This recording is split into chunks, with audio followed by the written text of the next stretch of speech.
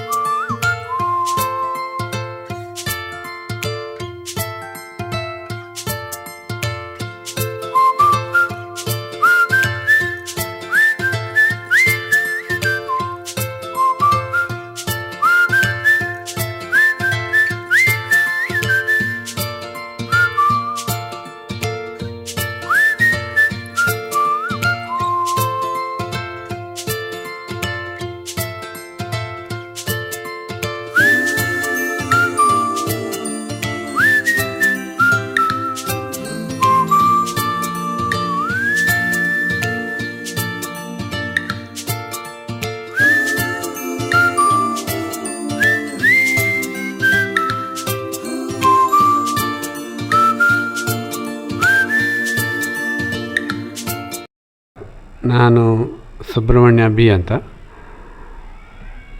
MSCHS Peradala ನೀರ್ಚಾಲು. ಈ ಸಂಸ್ಥೆಯಲ್ಲಿ ಸುಮಾರು 29 ವರ್ಷಗಳ ಕಾಲ ನಾನು ಅಧ್ಯಾಪನ ವೃತ್ತಿಯನ್ನು ಗೈದಿದ್ದೇನೆ. ಇದೇ ಬರುವ 31ನೇ ತಾರೀಕು ಅಂದರೆ ನಾಳೆ ನಾನು ಸೇವೆಯಿಂದ ನಿವೃತ್ತಿ ಹೊಂದುತ್ತಾ ಇದ್ದೇನೆ. 1997 ಜುಲೈ 14ನೇ ತಾರೀಕಿಗೆ ನಾನು UPSTA ಆಗಿ ಇಲ್ಲಿ ಜಾಯಿನ್ ಆದೆ.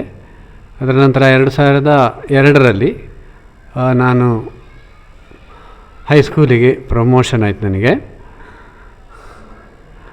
ಅಲ್ಲಿಂದ ನಂತರ ಸುಮಾರು 100ರಾಗಿ ಒಂದು ಅಂದಾಜು ಲೆಕ್ಕ ಹಿಡಿದ್ರೆ ಸುಮಾರು 3000 ಹತ್ತಿರ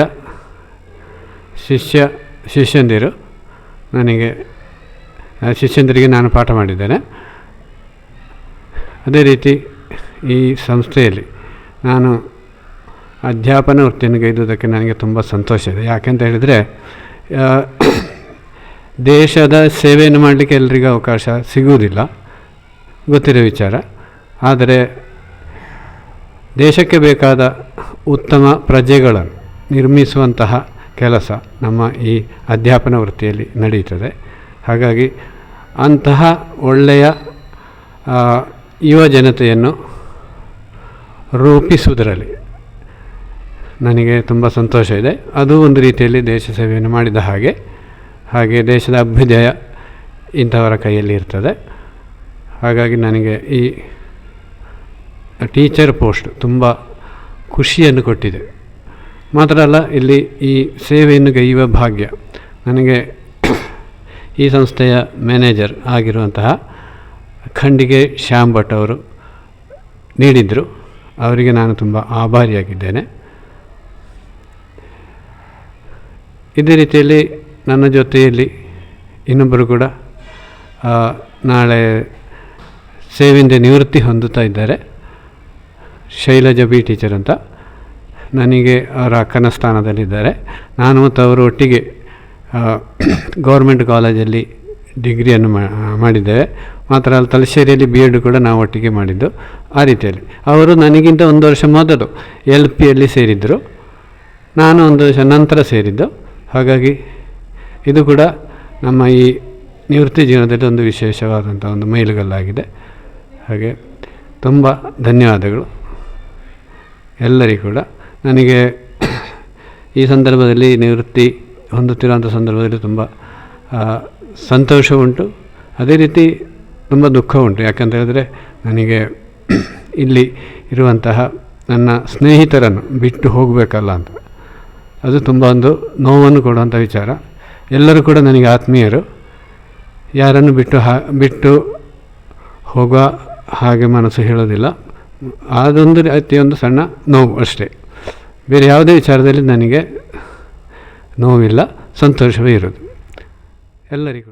ಪ್ರಾತಸ್ಮರಣೀಯರಾದ ಖಂಡಿಗೆ ಶ್ಯಾಮ್ ಭಟ್, ಉಬ್ಬಾನ ಗೋಪಾಲಕೃಷ್ಣ ಭಟ್, ಮಾಂಕನಮೂಲೆ ರಾಮಕೃಷ್ಣ ಭಟ್ ಇವರೆಲ್ಲರಿಗೆ ಮನಸಾರೆ ಸ್ಮರಿಸುತ್ತಾ, ನನಗೆ ಈ ಮಹಾಜನ ವಿದ್ಯಾಸಂಸ್ಥೆಯಲ್ಲಿ ಸೇವೆ ಸಲ್ಲಿಸಲು ಅವಕಾಶ ಮಾಡಿಕೊಟ್ಟದ್ದಕ್ಕೆ ಪ್ರಪ್ರಥಮವಾಗಿ ಧನ್ಯವಾದಗಳನ್ನು ಸಮರ್ಪಿಸುತ್ತೇನೆ.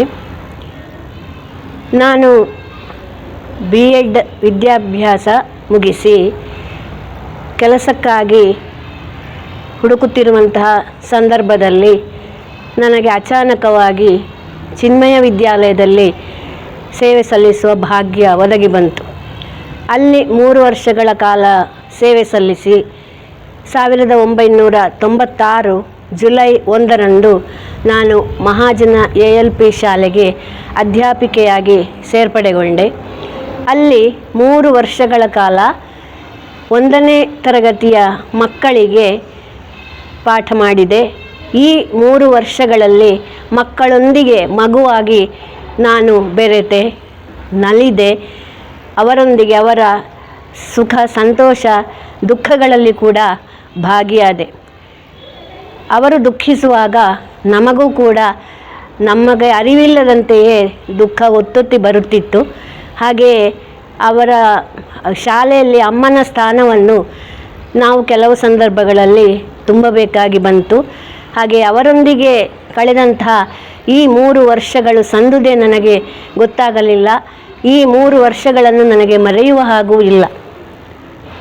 ಹೀಗೆ 3 ವರ್ಷಗಳು ಕಳೆಯುತ್ತಲೇ ನಾನು ಹೈಸ್ಕೂಲಿಗೆ ಬಡ್ತಿ ಹೊಂದುವ ಸಂದರ್ಭದಲ್ಲಿ LP ಮಕ್ಕಳಿಗೆ ತುಂಬ ಬೇಜಾರಾಯಿತು. ಟೀಚರೇ, ನೀವು ಹೋಗಬೇಡಿ, ಇಲ್ಲೇ ಕುಳಿತುಕೊಳ್ಳಿ, ನಮ್ಮೊಂದಿಗೆ ಇರಿ ಎಂಬುದಾಗಿ ಅವರು ಹೇಳಿದರು. ಆಗ ನಾನು ಹೇಳಿದ್ದೆ, ನೀವು ಹೈಸ್ಕೂಲಿಗೆ ಬರುವಾಗ ನಾನಲ್ಲಿ ನಿಮ್ಮೊಂದಿಗೆ ಇರ್ತೇನೆ, ನಿಮಗೆ ಪಾಠ ಕಲಿಸ್ತೇನೆ ಅಂತ ಹೇಳಿದೆ. ಹಾಗೆ ಸಮಾಧಾನ ಆಯಿತು ಅವರಿಗೆ. ನಂತರ 1999ರಲ್ಲಿ ನಾನು ಜೂನ್ 1ರಂದು ಹೈಸ್ಕೂಲಿಗೆ ಬಡ್ತಿ ಹೊಂದಿದೆ. ಇಲ್ಲಿ ಸಮಾಜ ವಿಜ್ಞಾನ ಅಧ್ಯಾಪಿಕೆಯಾಗಿ ಪಾಠ ಪ್ರವಚನದಲ್ಲಿ ತೊಡಗಿದೆ.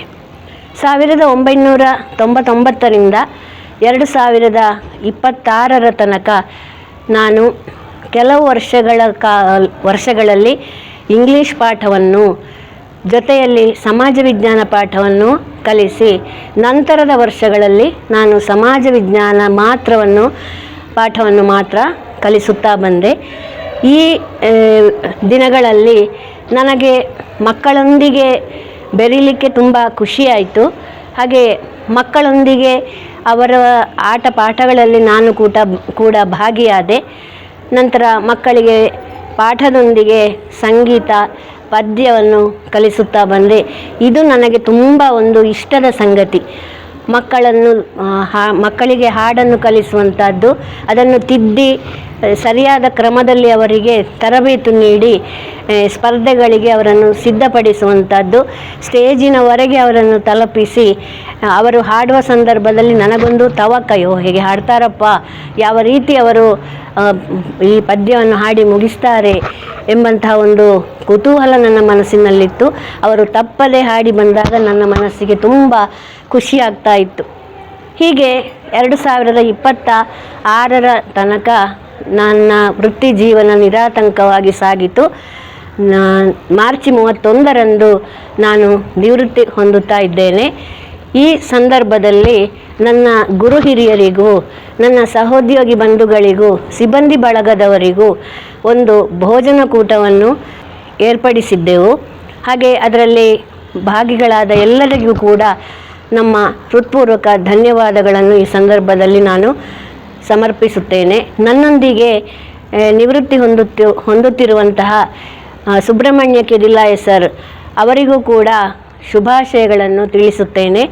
ಹಾಗೆಯೇ ನಮ್ಮ ವಿಶ್ರಾಂತಿ ಜೀವನಕ್ಕೆ ಶುಭವನ್ನು ಕೋರಿದ ಎಲ್ಲರಿಗೂ ಕೂಡ ಹೃತ್ಪೂರ್ವಕ ಧನ್ಯವಾದವನ್ನು ಸಮರ್ಪಿಸುತ್ತಾ ಎಲ್ಲರಿಗೂ ಕೂಡ ಒಳಿತಾಗಲೆಂದು ಹೇಳುತ್ತಾ ವಿರಮಿಸುತ್ತೇನೆ.